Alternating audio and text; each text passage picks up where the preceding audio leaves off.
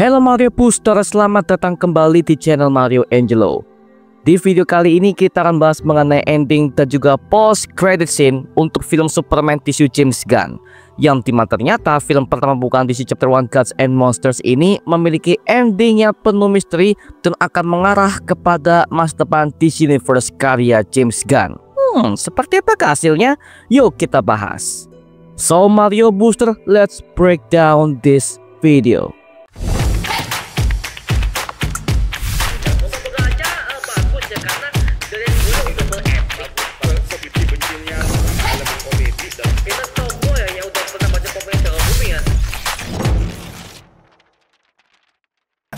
He's an it with a cocky grin and a stupid outfit. Stop! Sit! Oh, I like strange. Oke, sebelum kita mulai, kita wajib kasih peringatan spoiler alert terlebih dahulu buat kalian karena filmnya masih tayang di bioskop. Jadi buat kamu nih yang teman nonton filmnya, oke, langsung gas aja. Opening dari film ini sangat komikal sekali, yang dimana James Gunn menerapkan tulisan di layar sebagai bentuk perkenalan development ala komik di bagian halaman pertamanya, yang dimana hal ini membuat kita callback kepada intro Star Wars sebelum mereka memulai kisah utamanya.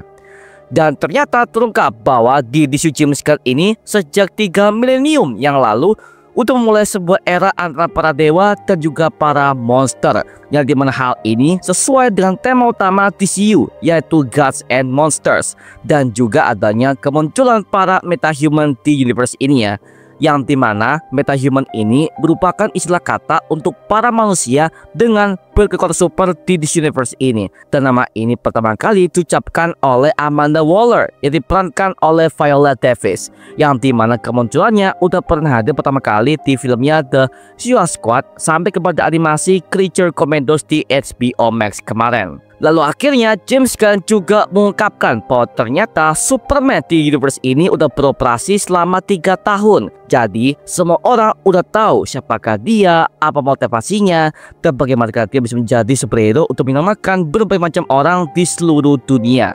Konflik utama di film ini adalah sebuah pertempuran antara kedua bangsa yang berbeda, yaitu adalah Boravia dan juga Jarhanpur. Yang ternyata Boravia ini udah berkolaborasi dengan Luthor Corp, sebuah perusahaan yang dimiliki langsung oleh Lex Luthor yang diperankan oleh Nicholas Hoult untuk menghancurkan Jarhanpur, karena untuk mengambil alih tanah mereka untuk kelestarikan sebagai sebuah tanah menambang minyak bumi, yang dimana plot ini diambil langsung dari film pertama Superman era Christopher Reeve di tahun 1978, yang dimana saat itu Lex Luthor diperankan oleh mendiang aktor Gene Hackman. Sebenarnya Lex Luthor udah tahu kalau sebenarnya Superman pasti akan datang untuk menghentikan perang Boravia dan juga Jarhanpur di sana, agar supaya Lex ini bisa mengambil celah di sana bahwa Superman seolah-olah membawa lambang Amerika Serikat untuk ikut campur dalam perang sipil antara kedua negara yang satu ini. Makanya hal ini diprotes oleh semua orang, bahkan kepada Lois Lane sekaligus ketika mereka berdua lagi interview sama mereka di apartemen pribadi milik Lois Lane. Sebenarnya kalau di versi komik itu, Boravia ini adalah sebuah kota fiksi yang berasal dari negara Eropa, yang pertama kali muncul dalam komiknya Superman issue nomor 2 yang dirilis pada tahun 1939. Sedangkan untuk Jarhanpur ini sebuah kota fiksi di Asia Selatan yang daerahnya berada di India dan sekitarnya, yang pertama kali muncul dalam komik JLA is nomor 62 yang dirilis pada tahun 2022. Tapi di versi komik, Boravia dan juga Jarhanpur ini gak pernah bertempur satu sama lain dikarenakan mereka berdua letaknya udah jauh banget ya. Tapi di film ini ternyata Boravia dan juga Jarhanpur ternyata bersebelahan dan saling mengklaim hak untuk tanah mereka masing-masing. Dan ternyata adegan pertempuran ini sebenarnya adalah sebuah bentuk sartiran dari James Gunn kepada perang yang terjadi di dunia nyata antara Israel dan juga Palestina, yang dimana hal ini sudah menimbulkan berbagai macam korban jiwa yang berjatuhan sampai sekarang. Kemudian ternyata di film ini Lex Luthor udah menciptakan sebuah kesatuan metahuman yang bernama pasukan Planet Watch, yang dimana ini merupakan sebuah kesatuan tentara yang diberi langsung oleh Lex Luthor untuk bertempur melawan para metahuman yang memberontak dan menjaga kedamaian di kota Metropolis. Dan ternyata Planet Watch ini berisikan berbagai macam anggota dari pasukan Lex Luthor yang bernama Raptors, yang dimana armor mereka ini berwarna hijau dan ungu, yang dimana hal ini membuat kita callback kepada kostum Lex Luthor di versi komik klasiknya dan juga di versi komik New 52. Kemudian nextnya ada Ultraman yang kekuatannya hampir menyerupai Superman, dan ternyata terungkap di bagian akhir film ini bahwa dia adalah cloning dari Superman, yang dimana Lex Luthor menemukan rambut di Superman ketika mereka pernah bertempur beberapa tahun sebelumnya. Tapi masalahnya Ultraman ini adalah cloning gagal dari Superman karena dia ternyata nggak punya sebuah kecerdasan di dalam kepalanya. Maka Lex akhirnya jadikan dia sebagai sebuah boneka hidup yang dikontrol oleh Luthor Corp dari kontrol pusatnya. Waduh, tunggu sih men. Di sini banyak fanboy DC yang udah mulai beranggapan kalau Ultraman ini adalah Bizarro versi James Gunn. Nah, kalau gua pribadi, gua kurang setuju ya, karena Bizarro itu merupakan cloning gagal Superman yang dimana kelemahannya adalah sinar matahari dan kekuatannya berasal dari Kryptonite. Jadi dia adalah kebalikan langsung dari Superman yang asli. Nah, kalau begitu, gue bisa asumsikan kemungkinan Lex Luthor untuk menciptakan cloning yang lainnya, yaitu adalah si Superboy yang merupakan cloning dari Lex Luthor dan juga Superman yang jadi satu. Dan dia adalah superhero muda yang bergabung kepada tim Teen Titans dan juga yang Justice di versi komiknya. Apalagi James Gunn udah pernah mengatakan bahwa tim superhero pertama yang akan ia garap di Chapter 1 Gods and Monsters itu adalah Teen Titans. Bahkan naskahnya sedang dalam tahap pengembangan. Dan bahkan Ultraman ini adalah orang di balik kostum Hammer of Boravia yang akhirnya dia mirip Superman sampai dia terjatuh ke tanah kota Metropolis di awal film, yang bertujuan untuk membuat seolah-olah Superman terlihat bersalah karena dia adalah orang yang ikut campur kepada peperangan antara Boravia dan juga Jarhanpur. Pada semuanya itu adalah sebuah jebakan untuk Superman yang dibuatkan oleh Lex Luthor. Waduh, makin gokil aja ya. Kemudian nextnya ada The Engineer yang merupakan manusia hasil eksperimen buatan Lex Luthor yang tubuhnya dipenuhi dengan berbagai macam alat yang bernama teknologi micro nanite. Dan jujur ya, hal ini agak berbeda dari versi komiknya karena aslinya The Engineer itu merupakan manusia yang bereksperimen kepada tubuhnya sendiri yang punya nama asli sebagai Angela Spica, seorang ilmuwan bioteknologi yang bekerja untuk perusahaan yang bernama Stormwatch Company. Yang pertama kali muncul dalam komiknya The Authority is nomor 1 yang dirilis pada tahun 1999. Nah, sebenarnya dia adalah pure superhero untuk anggota tim The Authority, yang dimana ini adalah sebuah tim superhero yang selalu bergerak sesuai hukum yang mereka terapkan sendiri.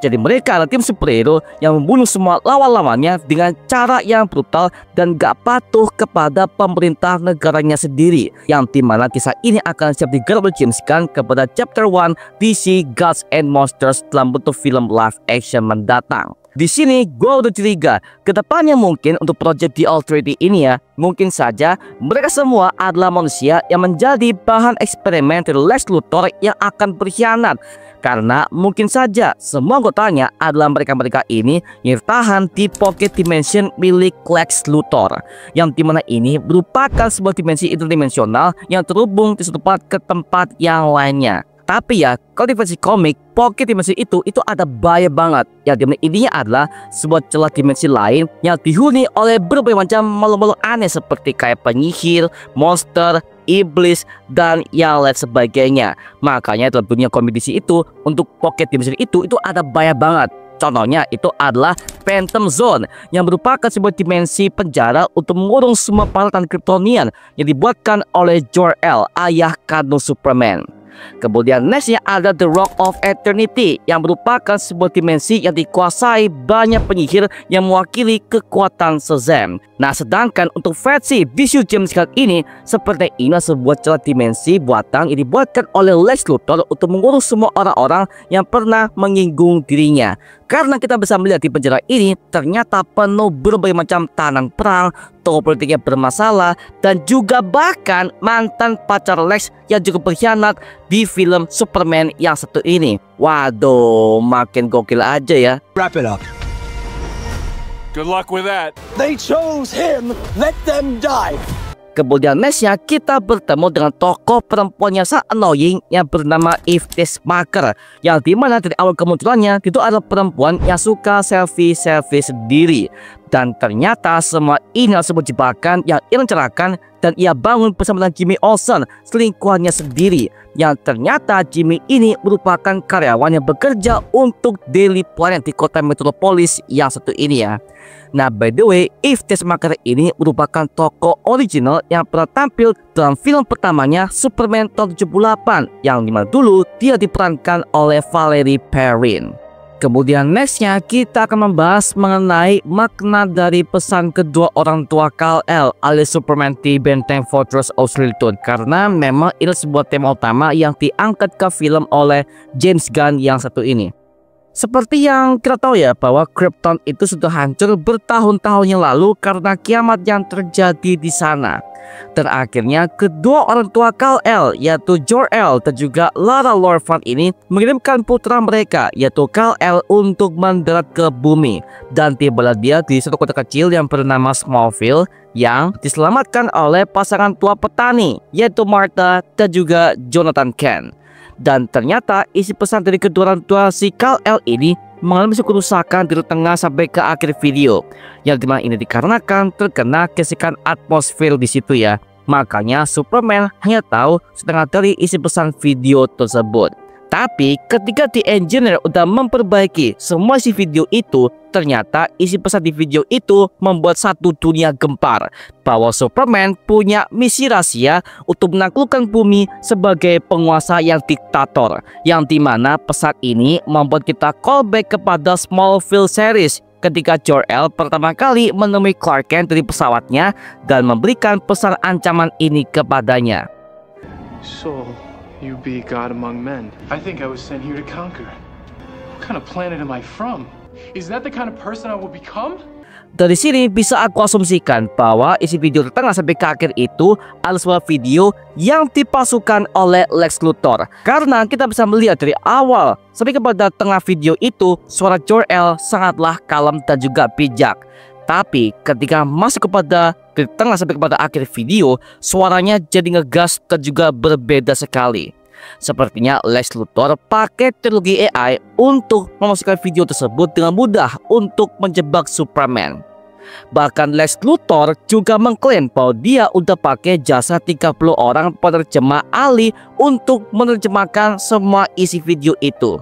Dan itu adalah hal yang gak mungkin sekali. Kenapa? Karena mereka pakai bahasa Kryptonian, yang dimana mereka berasal dari planet lain, yang dimana bahasa itu hanya dimengerti oleh orang-orang Krypton saja seperti Superman dan juga Supergirl di James Gunn yang satu ini ya. Kemudian nextnya kita bahas mengenai tim superhero yang bernama The Justice Gang, yang dimana mereka beranggotakan 3 orang. Ada Green Lantern versi Guy Gardner, yang kedua adalah Mr. Terrific, yang ketiga adalah Hawkgirl, yang dimana mereka bertiga ternyata adalah superhero korporat yang dibentuk oleh miliarder kaya yang bernama Maxwell Lord, yang diperankan oleh Shane Gunn, adiknya James Gunn. Yang dimana Maxwell Lord sebelumnya udah pernah tampil ke versinya DCU Zack Snyder, tepatnya dalam filmnya Wonder Woman 1984 yang diperankan oleh aktor kawakan Pedro Pascal, yang sekarang dia bergabung kepada Project MCU yang berperan sebagai Mr. Fantastic dalam film The Fantastic Four First Steps sampai kepada Avengers Doomsday mendatang. Life is good, but it can be better. Dan juga kita menemukan satu adegan yang cukup komik akurat, yang dimana Green Lantern versi Guy Gardner ini akhirnya face to face dengan Superman ketika mereka udah tahu isi pesan keturunan tua Kal-El di sana yang dimanipulasi oleh Lex Luthor. Yang dimana hal ini juga pernah ada di versi animasinya pada series yang Justice season ketiga, yang dimana Guy Gardner ini adalah orang yang paling vokal ketika mereka lagi rapat di timnya Justice League ya. Dan dia adalah orang yang debat dengan Superman setelah mereka berkonfrontasi di rapat Justice League tersebut. Memang si Guy Gardner ini dikenal sebagai anggota Green Lantern Corps yang paling tengil dan juga sok banget. Makanya hal ini cocok diperankan oleh aktor kawakan yang bernama aktor Nathan Fillion. Kemudian nextnya ada Mr. Terrific, yang dimana perannya cukup mendominasi. Itu dikarenakan itu adalah karakter superhero yang paling cerdas dan juga kaya. Nama aslinya adalah Michael Curtis Holt, yang dimana dia merupakan miliarder dan juga petarung jalanan. Serta dia adalah seorang hacker yang mampu menerobos berbagai macam firewall di dunia programming. Bahkan dia punya gelar PhD di sarjana komputernya. Bahkan dia pernah menjadi rekan dekat bagi Batman ketika mereka berdua berkolaborasi di beberapa komik di isu-isu awal tahun 2000-an dulu ya. Bahkan dia pernah muncul juga di animasi Justice League di tahun 2003 silam, dan juga pernah tampil live action di Arrow season kelima di CW series. Kemudian next yang kita beralih kepada dunia Pocket Dimension, yang dimana kita menemukan ada dua metahuman yang bisa dibilang cukup menarik ya.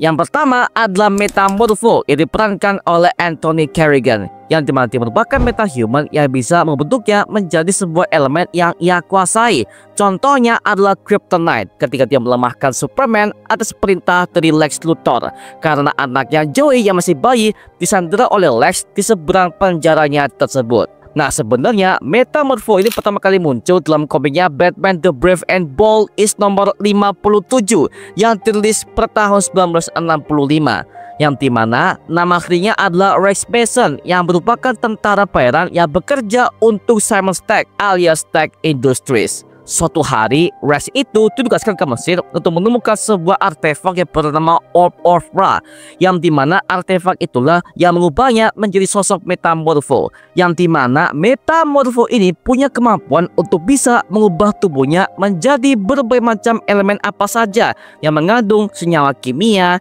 biologis, gas, dan juga logam. Dan akhirnya di film ini Metamorpho bergabung resmi kepada tim The Justice Gang yang dipimpin oleh Green Lantern versi Guy Gardner.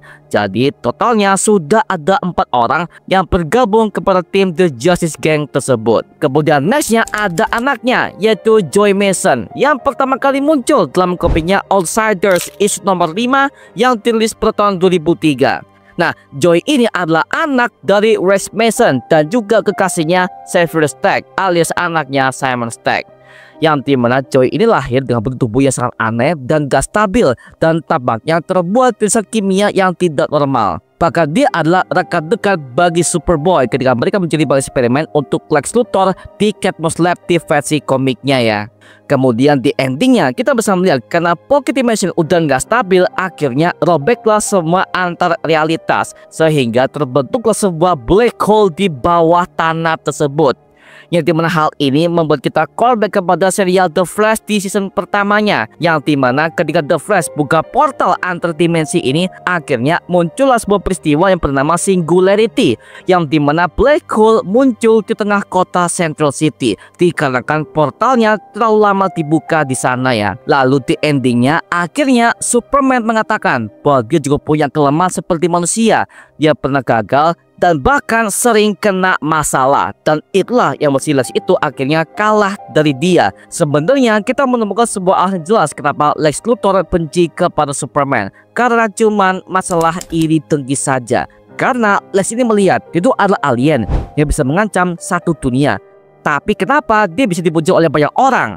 Nah, sedangkan dia sendiri adalah manusia biasa, tapi untuk melakukan semuanya hal itu tapi tidak dihargai sama sekali. Nah, dikarenakan di komik DC, Les ini adalah orang yang udah kaya banget, punya semuanya, tapi dia adalah orang yang sombong dan juga sangat pemarah. Karena reputasi ayahnya yaitu bernama Lionel Luthor yang menciptakan Luthor Corp untuk pertama kalinya di kota Metropolis, yang dimana bapaknya berusaha dengan berbagai macam mafia kota, bahkan pernah mem-PHK semua karyawan dengan seenaknya sendiri, bahkan dianggap sebagai orang yang ambisius dalam mengejar keuntungan, tapi dengan cara mengorbankan orang lain. Dan semuanya ada di serialnya Smallville series di CW dulu ya.